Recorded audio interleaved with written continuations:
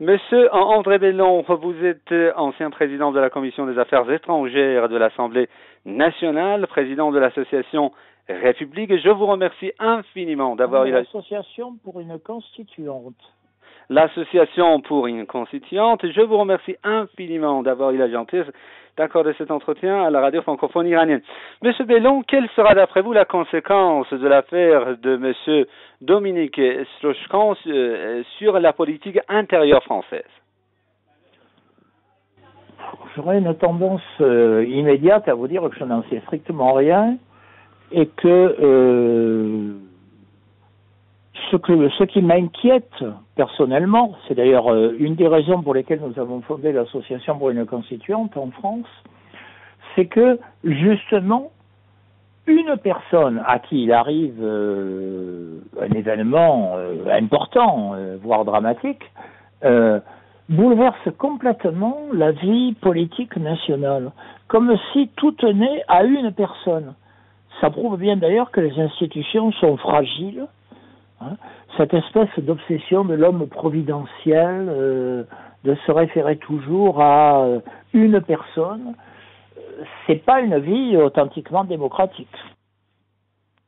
Monsieur Bellon, ça me pose problème. Monsieur Bellon, pensez-vous que cette affaire coûtera cher en fait au Parti socialiste? Écoutez, alors, si nous étions en démocratie au sens habituel du terme, je vous dirais, c'est effectivement un vrai problème pour une personne, mais sur le plan du système, s'il n'y en a pas une, il y en a une autre. Bon. Alors, tout le monde dit que les sondages donnaient Strauss-Kahn.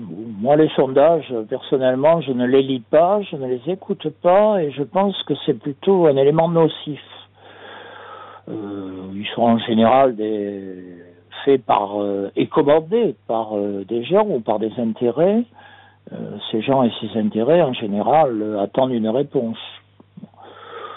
J'ignore si Dominique Strauss-Kahn était le meilleur candidat du PS. Rien ne me dit que c'est vrai. De toute façon, la présidentielle étant ce qu'elle est, il y aura de toute façon des candidats. Voilà. Et comment expliquez-vous cette prudence affichée par le président français, M. Sarkozy, à l'égard de cette affaire? J'en ai aucune idée. Je pense qu'il ne veut pas apparaître comme mêlé à l'affaire. Mais de toute façon, il n'a pas intérêt à s'en mêler. Les choses se font sans lui.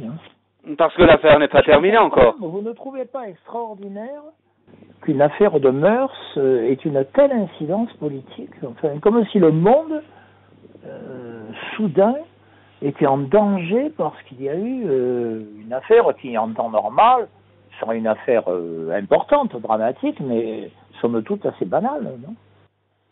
Monsieur Bellon, faites-vous partie de ceux qui disent que cette affaire pourrait favoriser Marine Le Pen, Madame Marine Le Pen? Il est certain que Marine Le Pen va insister sur le niveau de la classe politique française en essayant de globaliser au travers d'une affaire d'ailleurs sur laquelle je n'ai aucune idée. D'ailleurs, je ne sais pas qui est responsable de quoi, ce qui s'est passé. Et d'essayer de dire la classe politique française, voyez ce que c'est au travers d'une affaire. Oui, on a déjà fait ça 1 fois, 10 fois. Et il est vrai qu'elle va dire, vous voyez d'ailleurs, tous le soutiennent, donc ça prouve qu'ils sont tous ensemble. Alors que c'est un soutien humain, voilà. Et c'est pas très nouveau tout ça, non? Et quelle sera d'après vous en fait cette affaire qui est arrivée à Monsieur Strauss-Kahn sur en fait la politique, l'avenir du Fonds monétaire international? Alors ça, c'est une question plus compliquée parce que je ne suis pas certain que le directeur du Fonds monétaire international décide tout seul de ce qu'est l'orientation de la politique monétaire et financière mondiale.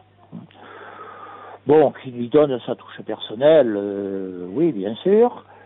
On pourrait, à l'inverse, dire que Dominique Strauss-Kahn avait été choisi parce qu'il incarnait des réformes nécessaires.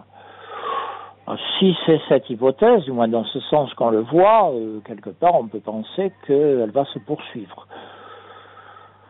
Moi je crois que la vraie question, bien sûr le FMI est un élément important dans la stabilité internationale, hein, mais la vraie question c'est est-ce que nous ne sommes pas juste à un tournant historique, hein.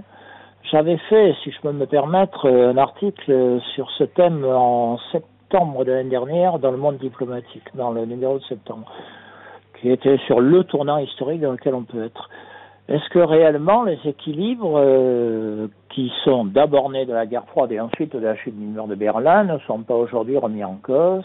Est-ce qu'on ne voit pas des réorientations géopolitiques avec des acteurs nouveaux qui remettent en cause justement cet équilibre qu'on croyait définitif, du moins que certains croyaient définitif?